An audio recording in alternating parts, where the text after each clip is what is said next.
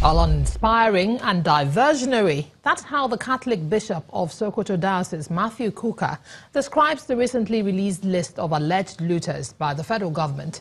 He says the list hardly speaks of the conduct of politics in Nigeria, which he believes is a criminal enterprise. The cleric is, however, supporting the federal government's decision to give amnesties to Boko Haram, saying that security is not all about guns and bullets. Inspiring. I mean, I'm really not, it's not something that I find interesting because it doesn't speak to the politics of Nigeria, which has always run on the oxygen of corruption. And from the last local government chairman, councillor, senator, president, governor, it would be nice to know one single politician who has run for office with what you call hard-earned money. It will also be interesting to know corruption is not something that government fights. Government might offer a lead, but it will get you nowhere unless you have the buy-in of the people. And at a level, at an analytical level, you can look at corruption as sociology, you can look at it as economics, you can look at it as politics, you can look at it as psychology, you can look at it as theology, whatever it is.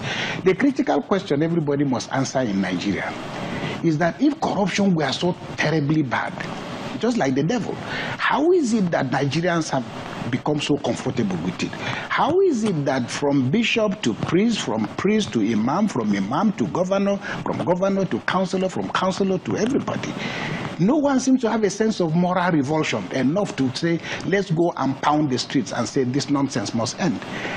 I raised the issue of amnesty. I think I was one of the first people to raise the issue of amnesty about 5 years ago.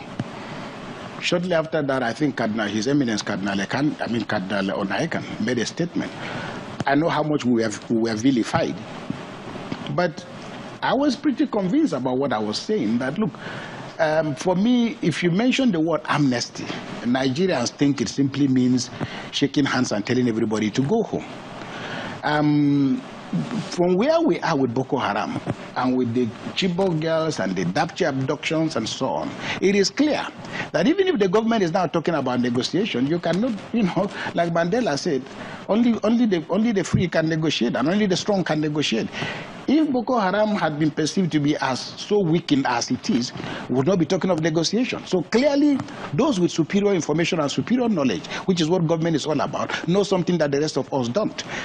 The question is, we cannot say, when you talk about amnesty, look, I mean, the people of Colombia spent 50 years on the battlefront, and there's no war that has ended by everybody just declaring victory and going home.